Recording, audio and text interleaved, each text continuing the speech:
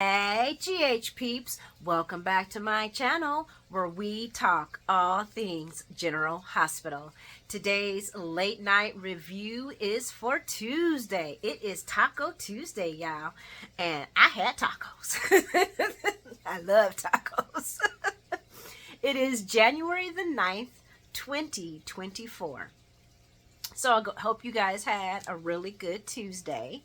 I had a pretty good Tuesday. I cannot complain. How was General Hospital for you guys today? Any ooh, any oh? There was a lot of oh moments for me. There was, guys, and ooh, yes, yes. Oh my gosh, I left my highlights on in my office, but I'm just gonna go and throw them off. The ones I can remember. Ava sending the Esme to jail was beautiful. And Carly and Sunny. I mean, okay, so I'm gonna confess, I was a big Carson fan. I always loved Carly and Sunny, but I'm also okay with change. And I didn't like how it happened, but I'm okay with things now. And I'm like, I like their friendship. I would rather them be friends than anything. I would rather them be friends than enemies. You feel me? So I'm okay with this new friendship for them. I'm not going to lie. I do not want her with Drew. I don't even want her back with Jason. I'm so tired of that situation. And I know a lot of people are back and forth on it because they're like, well, that's always been their love. And I'm like, I remember the beginning of Carly and Jason, and it was about smacking, if you get my drift. Like a lot of one nighters. Jason never seen Carly like that. He always seen her as his best friend sometimes, but as they grew to care for each other, he had love for her. He had lots of respect for her, after a while, because that was a difficult relationship also. But Jason had always said that he only seen her as a very good friend, like a sister that, they had bump uglies with. But not a sister, but not that. Whereas Carly always wanted Jason. She always wanted that with him, but he never wanted that with her. Now, and I mean, and unless I did stop watching General Hospital because Carly made me crazy and I had to stop watching for a while. But I don't remember that changing when I started watching it again. Guys, correct me if you know of scenes that I'm not talking about recent scenes where they were, like recently when the whole entire thing with Sunny was in Nixon Falls and all that stuff. I'm not talking about that. I'm talking about like past scenes, history. Because I don't recall that history where he wanted her like that. It was always she wanted that, and he was like, I'm good. You go be with Sunny or whatever. You know what I'm saying? But I think it's an opinion piece, so that's my opinion on that. But I don't want her back with him either. Give her Brennan. Bring Brennan back as somebody else, and I just love the chemistry. I want Carly to have a grown man. Brennan just like a grown man to me. And he's a little edgy. I like that. She's always good with guys with a little edge.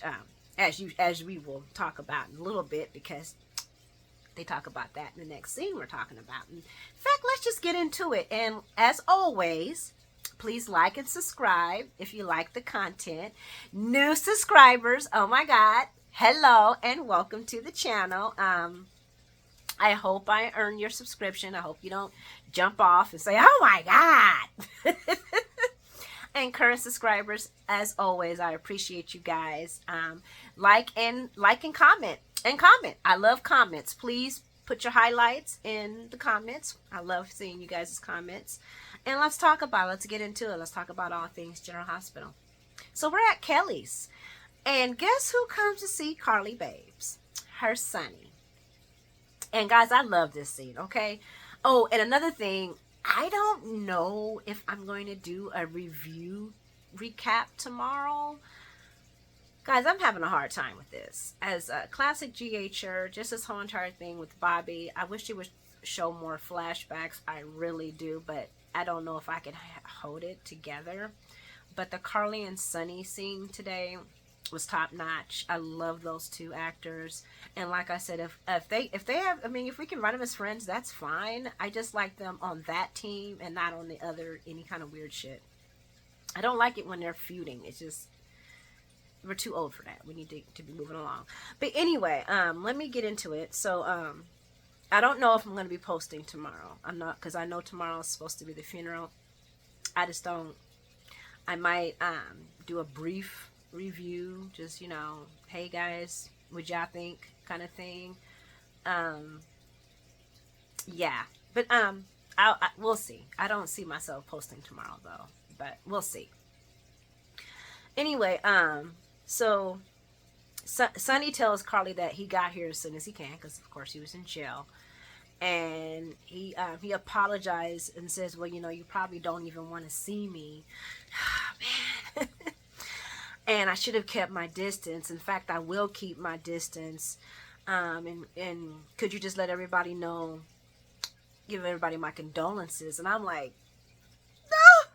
Oh my God! Oh no! That scene alone, guys, I'm sorry. But anywho, and his voice cracks when he says it. You know, Sonny delivered, and Maurice delivered. And he turns to walk away, and Carly, she's looking all icy, so that's probably why he's saying that, you know what I'm saying? And Carly says, Sonny, the ice breaks, and she says, Sonny, and she walks to him, runs to him, whatever you want to say, and this embraces him, and they hug each other. And I got that too. I'm going to post that later. That was a great scene. I love those two guys. I love them.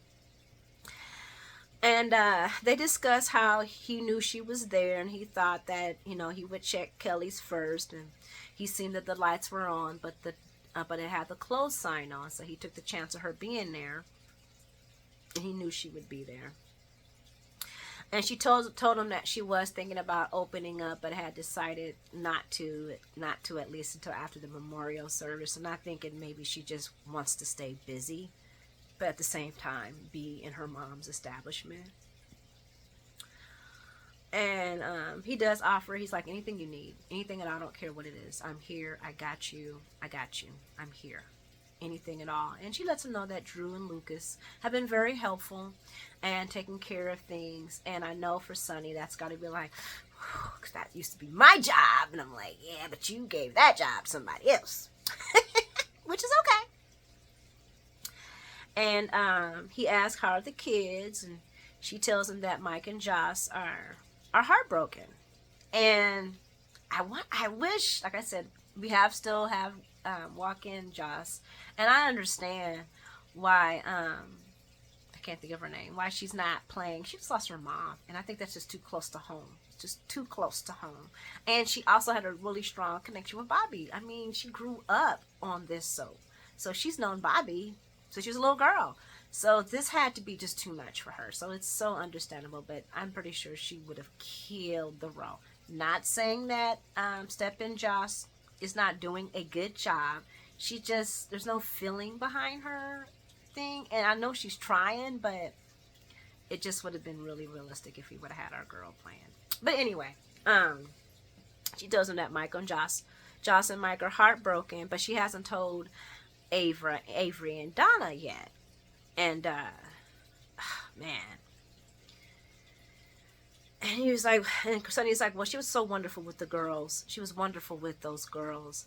And Carly brings up the fact of them having sleepovers and breakfast together, and that's what I do with my grandbabies. Oh, woo-hoo-hoo. And they discuss Mike. Oh my God, the Mike story was so deep and so good. And how Carly was there for him during all that, so he's going to make sure that he's there for her. And when he met, like with Mike's Alzheimer's, Mike first coming into town, and Sonny didn't want to do with him. Well, yeah, and Carly was like, "No, you're gonna talk to your daddy." Mike getting Alzheimer's. So Carly was a big part of that, helping him with that and everything. And then him losing Mike. Well, you know, I don't have to tell you guys the history. You know the history. Well, Carly was a big part of the Mike and Sonny story. If you know GH Classic, big part big, beautiful part. In fact, guys, if y'all want to know, y'all should be watching that. It's the best stuff. Wow, I'm telling you. But I'm sorry, getting off the subject. Sonny lets her know that the girls are resilient and that they will be okay, but he's actually more concerned about Carly. And I'm like, but I love you too. Yeah, yes. Anyway, and how are you doing? And then Carly's like, she's starting to, Laura, she's phenomenal. It's my mom. It's my mom. I came here to be closer to her. But it hurts and I can't breathe at times. So I need to be here. And I'm just thinking, is it really helping her? Is it really not? I mean, I guess I could understand that. Being in an environment that someone had. Like, my grandsons, they used to stay with me and they don't stay with me anymore. But when they come over on the weekends, he has a Swanee. It's a swan. And we call him Swanee because my grandson's name is Johnny, and he has a Swanee. And he left his Swanee here, and it's in the bed with me, guys. He was in my bed. We were watching movies, and it's still there, and it smells just like him. And I know my grandson's not. Thank God, he's here with us. That's my baby. Yeah. So yeah, guys, I'm getting too emotional already, and it's not even. Yeah, okay. And he's like, I get it. Bobby was a force of nature. She didn't always like me, but she was fair-minded and welcomed everyone that came into Kelly's. And then Carly's like, boy, stop it. She liked you, sort of. But she did. Guys, you gotta watch classic Sonny and Carly. Before Laura, when it was Tamara and Sarah. And the whole Bobby situation, it was beautiful how that was just, because, man, it was beautiful how it was written. But, she's like, she liked you. But his relationship with Luke and their open businessship coming back and forth did open the door for more things as far as Bobby really, looking at Sonny. That put Sonny in her good graces. And he laughs. And she's like, yeah, but she didn't want you with me. And she was like, she didn't want me in danger. The violence, she didn't want me hurt. She always said that she did not want Carly hurt by Sonny's lifestyle. She did not want Carly and her kids hurt or being caught in danger behind Sonny's lifestyle. I mean, because Carly's been shot in the head by Sonny. She's been kidnapped. Her kid's been shot. Michael. It's just been so much. Oh my gosh. One of his exes kidnapped her while she was about to give birth to Joss. I think it was his ex. It was either ex or enemy. I can't remember. But she kidnapped Carly and Michael shot her. I think it was his ex-wife too. I could be wrong. Y'all check me on that in the comments. I'm okay with being checked. But Carly's like, but I ran straight to you, Sonny. I run straight to you and only you. Okay, let me stop singing because y'all know I cannot sing. And it was, I want to run to you and only you. And his Sonny's like, yeah, but she wanted you to be happy. And she doubted that I could be the one to make you happy. And there was some truth in that. Yes, there was some truth in that. What was it? Me and my mom went back and forth about you over the years, and but Carly's mind was made up. She chose Sonny, and Bobby accepted her choice. No matter how many times they divorced, she never told Carly, "I told you so." She never did, and she didn't. She never did. I kind of was waiting for Bobby to do that, especially in the early years, but she never did. She never did. And these people have divorced several million times.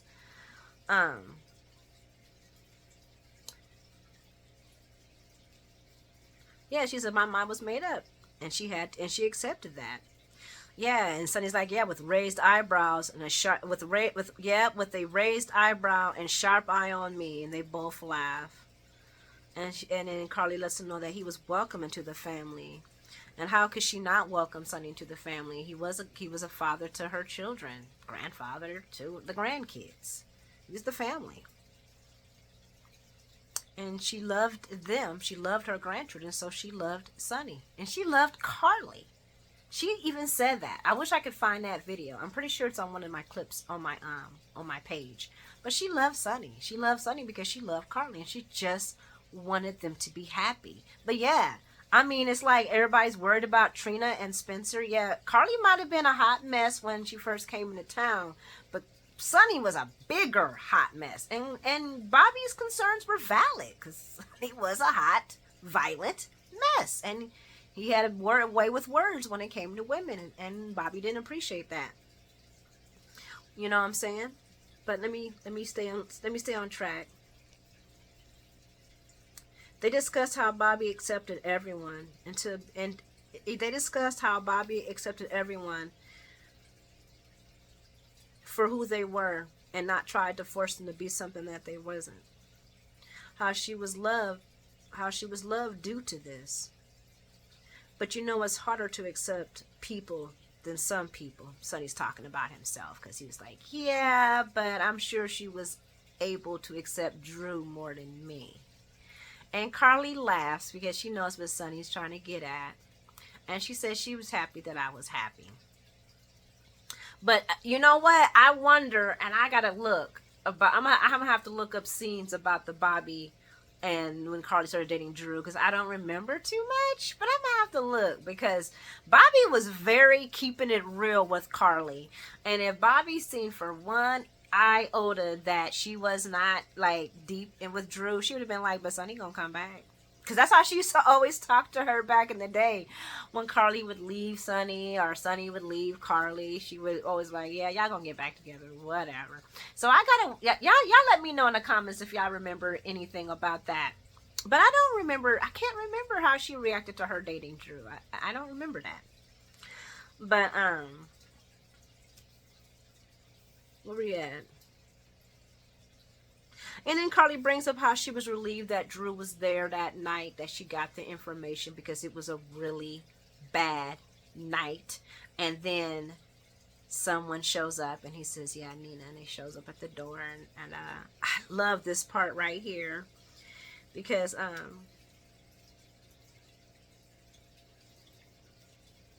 they talk about Nina showing up. They both agree not to talk about Nina after Carly asks, does he need to talk? Carly has grown. The last old rendition, Carly would have been like, and this bitch and so screaming, throwing dishes, acting crazy, swearing vendettas and vengeance and all that, and raining hell on Nina's head. And Carly said, I don't want to talk about it. We don't need to talk about it. Do you need to talk about it? He says, no. She says, I'm good then. I'm good. I was like, okay, Carly, that's my girl, that's my boo. Y'all be hating on Carly, but if y'all don't know old Carly, the new Carly, she's made a recompense. She's trying. You know, she could have. Ain't no fury like Carly. Now, she was gonna be mad at Michael for not telling her the truth, but I don't even think she's gonna be mad at him. She's done with being mad. Her mama has broke something in her. Oh. And, you know, they're like I said, they've been trying to soften our chicks down, our ladies on General Hospital anyway. But where was he at? Yeah, they both agree not to talk about Nina. Carly let Sonny know that she understands that her and Drew were not the only ones hurt by Nina's actions, and that he was affected by it too. And she reminds him what she said to him on, was it New Year's? Was it New Year's or New Year's Day? I think it was New Year's. Yeah, it was New Year's. That she just wants him to be happy. She don't care about all of this. She ain't trying to do this with her, and she definitely ain't trying to hate on him. And you see, he still had the wedding ring on his finger, so she knows, you know, where he's at. And Carly, old Carly would have been hating. You trying to control his mind and control his life and tell him what he should be doing and tell him he need to do this, and she knows him better and she loves him better and nobody knows Sonny like Carly. She didn't do none of that. She didn't. She supported him. She says, I just want you to be happy. I want you to be happy. I was like, oh, I love these two. And I'm sorry if you're not. I'm sorry if you're not happy. Oh, Carly would have been so happy that he was miserable. So happy that he was miserable. No, she's not. And Sonny says it. That right there is Bobby all over again. I see a lot of Bobby in you, especially as a mother. Well, she didn't raise me. We had to work so hard to build our relationship. We had to work, and they did. It ain't nothing like how they're trying to cram the Nina and Willow down our throats. They should be making Nina and Willow work toward having a solid relationship. Make it believable, guys. Come on, up with the writing, up with the writing. And Sonny's like, you came a long way. And I should have said this a long time ago. And I'm sorry that I didn't. But I owe you and Bobby a lot.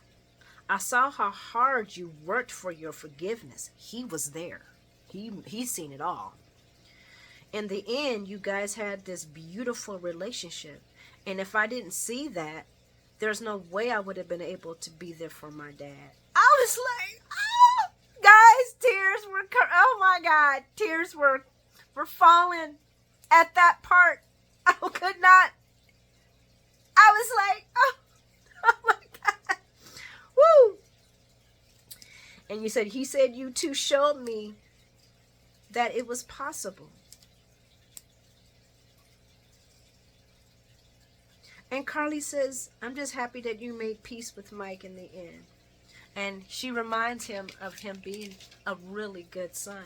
And guys, like I said, if you don't know old school classic GH, the Mike and Sonny story was a hot. Man, the writing was so epic then. Oh, God. And then Carly says, hopefully Mike is welcoming my mom right now. And then Sonny laughs and says, well, you know how my dad loved the ladies. And they both giggle and I giggle because it's true. It's so true. It's so true. And Sonny lets Carly know that he wishes that he could have thanked Bobby when he had the chance. But he will definitely thank her in his prayers tonight. And she thanks him for stopping by, and she really needed it. And he offers her a ride home, and she's like, no, I think I'm just gonna stay here a little longer. And then Sonny reminds her again, if you need me, I'm here. And that's when she sees his hand, and she's like, what happened to your hand? And he's like, I hit it on something stupid. No, he didn't say that shit. He was like, I lost my temper. And she asked, did it help? And he says, no. And she says, sometimes. No. And she says, sometimes it does. Sometimes it doesn't. Sometimes someone shows up who knows you and understands you and makes you feel a little less alone. And that's what you did for me. And I thank you for that. Carly dropped some heat, honey. Because they too, that's what I've been waiting on, is the Sonny Carly connection. Because they're Bobby. That is the history.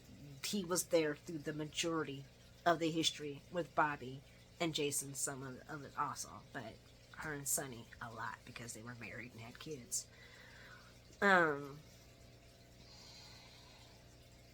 And he tells her that Kelly looks great. And that Bobby would be proud of him and proud of her. And he tells her to lock it up. We still got creepy, crazy people walking around, so lock it up. And he leaves. And I'm happy. And I was happy for that. And now we're at the PCPD, guys. And I'm going to speed it up because I know I'm taking too much time. And Dante tells Ava about the person who broke into Windermere. And Ava's like, well, thank you for the invitation and your insistence, but I'm a busy lady and I have a new showing at the gallery. And Dante's like, yeah, but I think you want to see, I think you want to be involved in this. He's only doing what Laura Lou asked him. Meanwhile, Laura Lou is trying to calm Esme down and telling her that, that she'll be in a better place if she just tells the truth about, what happened. She'll feel a lot better. This is my favorite scene, guys. But Carly and Sonny. There were some good scenes today. Yeah, and Laura Lou lets her know that she's gonna feel so much better telling the truth. Laura Lou don't realize she's talking to the old school Esme, and Esme could care less about that. And then Esme says, "Not if Ava demands my head." And of course, when Ava walked in there, y'all seen her face. She was very shooketh to see Esme in that chair. She was not thinking she was going to see Esme in that chair. And Laura Lou thanks Ava for coming in and hopes they can work things out without seeing a judge. and Ava, Queen Ava Jerome, my God, I love you, Ava. She was like, well, let's not get too ahead of ourselves, okay? Let's wind it back a little bit. I want to hear her story, and it better be convincing. And I'm like, I'm with Ava on this one. It better be convincing. And Esme spins her tale of why she went to Windermere, unlocking memories, trying to find a time when she wasn't alone, cared for and loved. And she apologizes for invading Ava's space. And I'm like, was she trying to throw shade, talking about trying to find a memory when she was cared for and loved? She's talking about when her and Nicholas was, because that ain't going to go well with Ava. I don't think Ava missed that. Let me know what y'all think about that. I could be reading into things. Y'all know who I do. Y'all know how I do. And Dante asked her, why didn't you ask Ava? And she's like, well, Ava don't like me. And she don't. So why would she say yes to me coming over, walking around in her house, trying to find out who I am? And Ava asked her, is that what you want, to return to form? Oh, Ava was giving heat, honey. If I could put flames all around her name, honey, she was giving heat. And Esme's like, no. I mean, no. I know who I used to be, and I just want to be the best mom for Ace. And I'm like, being the best mom for Ace is forgetting who you used to be, girl. But anywho, I want to be worthy of everyone's trust while I'm still being a lying, backstabbing bitch. No, she didn't say that. But she did say, I want to be worthy of everyone's trust. And Laura Lou brings up the fact that she's a good working citizen, and she's got a job working at Alexis's Invader. And Ava asked her plainly, well, did it work? And of course, Esme lied and was like, no memories at all. And the whole entire time, Ava's looking at her like this. Like, I can see right through you. And Esme tells Ava how she deeply regrets breaking in, and not to please separate her from her son. And Laura Lou hopes that they can, work something out with, like community service. And I'm like, Laura Lou, see, this is wrong. This is what you're doing to Shar. This is what you're doing to Shar, and this is why Shar is messed up. This is why Shar messed up, Laura Lou. You need to get it together. Yeah, I do that sometimes. As long as y'all don't hear no voices coming back, we Gucci. And Ava chooses vengeance. She chooses vengeance. Ava chooses vengeance and asks Dante, what's the average sentence for breaking and entering? And guys, I want y'all to replay that part where she asked Dante this, because Dante like, oh my God, I ain't got time for these motherfuckers today. I do not have fucking time. I just want to go home and hug my girl cousin and talk to my dad. That's all I want to do. That's all I want to do. And Dante puts his hand on his head and runs down, the fact that Esme turned herself in voluntarily and gave a confession. She seems remorseful, and nothing's been stolen. And Ava's so like, what, less than a year? Less than a year, maybe? And she said Esme can do that. She could do that standing on her head. And she turns around and she says, I like to press charges. And I was like,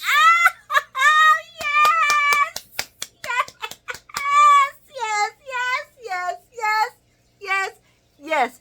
GH has had me on an emotional roller coaster for the past 5 or 6 days. I swear my emotions are all bipolar right now. I'm just going from happiness to what to crying. Girl, guys, come on. Y'all feel me? Anywho, Esme like, what? And Ava's like, did you not hear me? I said I came for vengeance. Ava, you had Ava's Laura's like, well, no, we came here. She turned herself in, and Ava's like, yeah, Laura Lou, and you had a lot to do with it. And Esme's like, but I said I was sorry.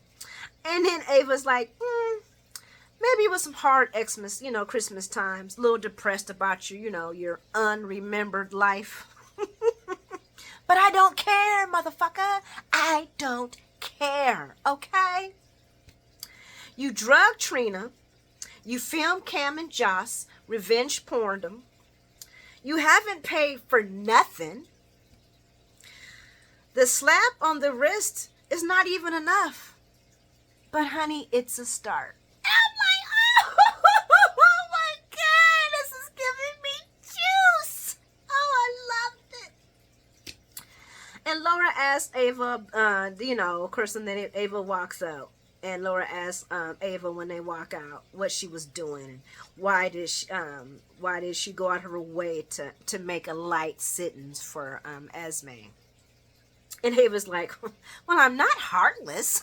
I loved Ava through this whole entire shit. I'm not heartless, Laura. But Trina did suffer at the hands of that girl. She was charged for a crime that she did not commit. So it seems only proportionate Esme be punished for a crime that she did and admitted to committing. I love Ava and her frame of words. And I said, and Esme's only doing a short stint in the Husgau. A small comfort in the grand scheme of things. And Laura Lou's like, but Ava, she's got a baby. And I'm like, what the fuck does that have to do with anything, Laura Lou? See, this is what's wrong with Char. Char gonna be just like another grown up as Esme. We gonna have little Helena on steroids fucking with you, and we gonna have Char Helena Char, Helena Char Helena, however you want to call her. I'm just saying. Laura Lou gotta get together, guys. We gotta put Laura Lou in a prayer basket. So anywho, Ava's like, girl, a baby with a whole entire loving family that will step up and take care of the baby. And we all know who she talking about, booze. Nicholas. Yeah. Meow. Nicholas. I just love it. And then she tells Laura Lou, look, you have a generous heart. But trust me, honey, a leopard does not change its spots. And neither does that, and she pauses, Esme. And you know what she wanted to say? Neither does that bitch Esme. That's what she wanted to say. I'm going to go ahead and say it for you, Maura. I'm going to go ahead and say it. I got you, girl. Me and you must never part. My key, Eastside Esther. I loved it. Esme hard off the jail talking about, but she said if I turn myself in. All I gotta say about this is Esme gonna choose vengeance when she get out. Everybody, and I mean everybody, gonna have to watch out for her. Because it's about to go down. I love what Ava did, but the wrath of Esme has just been sparked. And she's gonna come down on Laura, Lou, and everybody. And she gonna come out playing that soft, sweet violin and being the devil the whole entire time. And I am here for the juice, honey. The juice. It's about to run. Our cup is about to runneth over. Okay, let's wrap it up. We're at the Invader, and Gregory comes in, and I'm just gonna make this real quick because I was like, whatever. They discussed the kiss and the flying and the air, not the flying, the kiss. And the skydiving. Now Alexis wants to become a professional skydiver. She just can't let it go. And Gregory's like, that was a one-time event for me. I don't think Gregory has many times to jump anyway and be healthy. But she wants to do it on her own. He's like, I'm good. But thank you for doing that for me. Thank you for coming out of yourself. I'm so glad you did. And they discussed the kiss. And She's not ashamed. She's not mad that they kissed. I am almost think that she would have been fine with them having a little commingling while he was alive. But Gregory chooses friendship. And it makes me wonder, is it because of Tracy? I mean, he's not going to be around much longer, but I don't know. If he kisses Tracy, I'm going to laugh. Y'all let me know what y'all think about in the comments.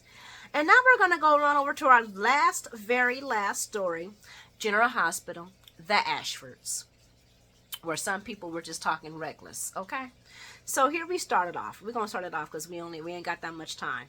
So so we got Portia and Curtis, and they're discussing with the doctor how, the doctor's telling Curtis and Portia that he's a good candidate and that he has a lot of good vertebrae to work with. So he's happy that Portia brought Curtis to them to do this procedure.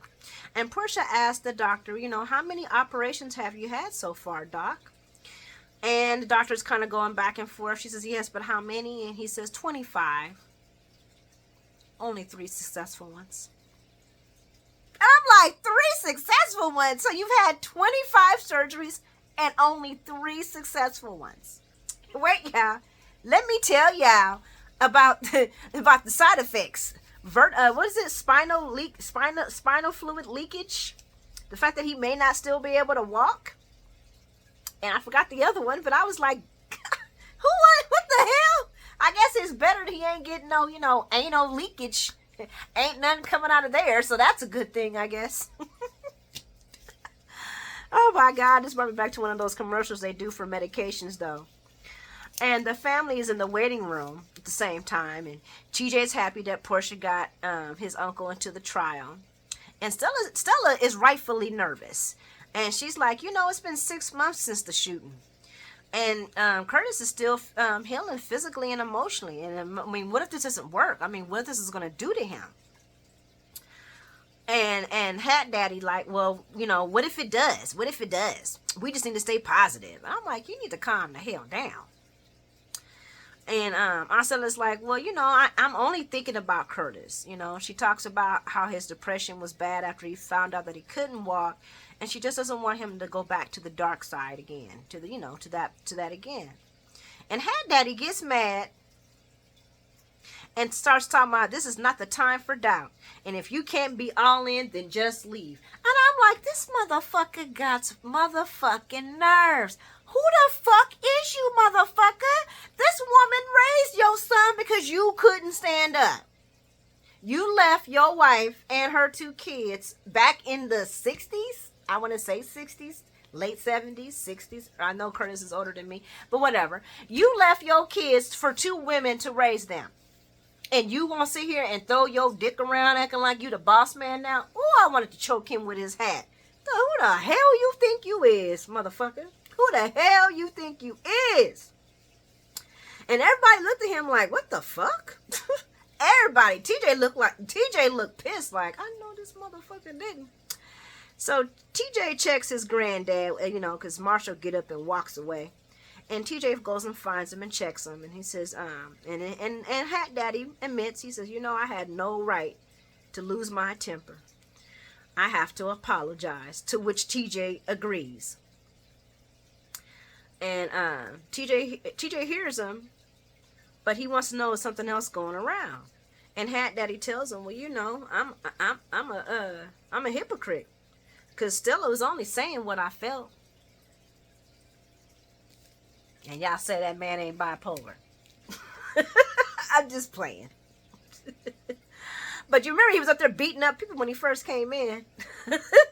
Anyway. And TJ's like, but? And he's like, I'm terrified. I can't stop thinking about something else going wrong. And I'd rather have my son in a wheelchair than not at all. And I was like, I can feel that. I can feel that. Meanwhile, Aunt Stella is doubting herself now and pushing herself to remain positive. And she sees something's going on with Trina. And she asks Trina what's wrong with her. And Trina's like, Auntie, I done made a big mistake. She talking about that Paris. They're just trying to make that to be more than what it was. I was like, anticlimactic not, okay? And we go back to Portia and Curtis. And the doctor prepares them. The doctor prepares them that he can't make Insurance and risk. Oh, the doctor is discussing the risk and complications that goes along with this procedure, like the infections and leakage of cerebral spinal fluid, which sounds horrible, and the fact that it might not even work at all. And Curtis is like, sir, we fine. We've reviewed everything, and babe, we've signed all the paperwork, haven't we? And poor she looking like a deer in headlights. And Doc's like, well, I'm going to give you guys a sec. And then he reminds Dr. Robinson that if she has second thoughts, this is the time to say something. And I'm like, what do you mean if she has second thoughts? This ain't her body on the table. This is Curtis's. You need to be asking Mr. Ashford if he has second thoughts. And like I said, as long as he ain't getting no anal leakage or anything like, fluid leakage from the anal, I he might say yes to it. And meanwhile, TJ's explaining what happened to Curtis the last time, with the shooting and the heart stopping, and how he was barely stabilized. And he's like, this is a completely different situation. It's, he's going to be dealing with a specialized team.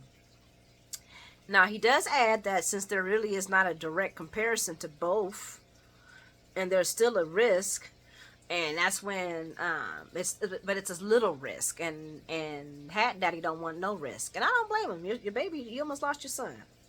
And we'll flash back over to Trina, and she's telling Aunt Stella about Paris and how Spencer is coming with her, and Aunt Stella was really happy till she heard that part. And Trina tells her, it's a one-time thing, because Stella asked her, well, can she defer? And Trina's like, well, no, I don't think I can. This is a one-time thing, and next year I'm gonna be a senior.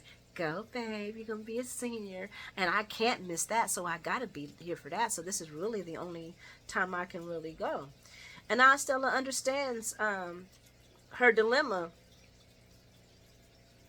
about Paris, but also about wanting to stay with the family and being there for Curtis. And then we go over to Portia and Curtis. Now they're discussing their surgery, and he feels that she wants to call it off. And she says, well, it's really your decision. And then they make, and then Curtis says, no, we make our decisions together.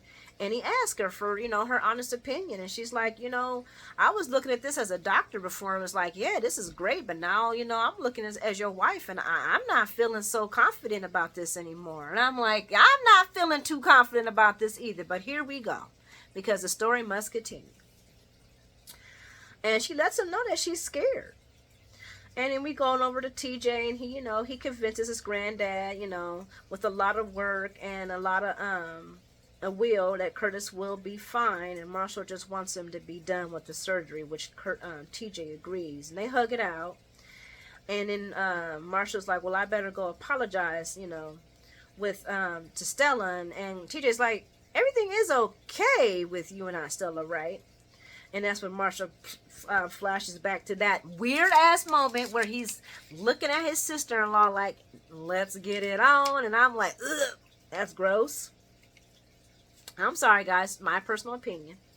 Trina tells Aunt Stella that family comes first, and she can go to Paris anytime. And Aunt Stella's like, did I say that, girl? Girl, you better go to Paris and live your life to the fullest and experience all you can experience and enjoy yourself. And I'm like, thank you. Go, girl, go, and take your man with you, because Esme about to be the devil. And he says, I've been where you were, and I had to give up on everything to be there for my nephews. And even though it was right, and I have no regrets, I still had to make that choice. And Trina's like, well, ain't I being selfish by not choosing to be there for my dad? And she's like, girl, your dad a grown ass man, and he got a whole wife, a auntie, and a father, and all kind of family. He will be fine. You go live your life and do your dreams. And I was like, yes, somebody told her the truth.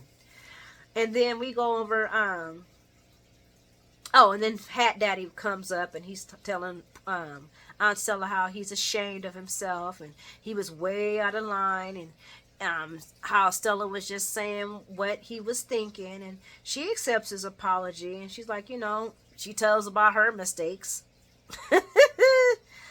And Fat Hat Daddy's glad that they could get it all things back together. But then he asked about the spark on Christmas Eve, and I'm like, can we just let this die? Can we just pretend like this didn't happen? We don't want. I don't want to see this. I don't. I'm sorry, guys. I don't. I'm good. I'm good. And Stella's good too. She's like, what spark? What are you talking about? And he's like, come on, Stella, you can tell me. Gross. Ew. Anywho, we're going over to Portia and Curtis, and they have decided that they ain't doing this surgery. But he was like, but he did state, you know, if we were to do this surgery and it failed, at least this way the doctor would know what to do and he could take his notes and maybe help somebody else later. And he looks at Portia's face and he says, but then I also know that this person's not in this hospital bed right now. I am, and I got a whole family. So baby, let's help me get dressed. Let's put my shoes on. Let's go. And then the doctor comes in and he's like, are you ready, Mr. Ashford? And he says, yep, I'm ready. And Portia says, yes, my husband will not wait any longer. Let's do it. And I'm looking, and Curtis is like, what? Me and both persons like, what? Hold on. Wait a minute. I thought we were changing our mind. No, Portia didn't change her mind. I thought they made decisions together, but I guess they don't. Because next thing we know, we see Curtis on the side getting operating on it. Now, all I'm going to say is I hope Curtis comes out okay. I think this handicap line role was a waste of time, but here we are. But anywho, I'm gonna end this video because we are way too long into the tooth. Thank you guys for hanging out with me. Please like and subscribe if you like the content. I normally don't have super long videos, but with the whole entire Bobby's funeral thing going on, I just have a lot more to talk about. Thanks guys for being patient. Please like and subscribe if you like the content. I hope you guys have an amazing day tomorrow and sleep well tonight. I will talk to you soon. We'll probably talk a little bit about highlights for tomorrow, but no big review most likely, or not at all. But be blessed and be well. Mwah.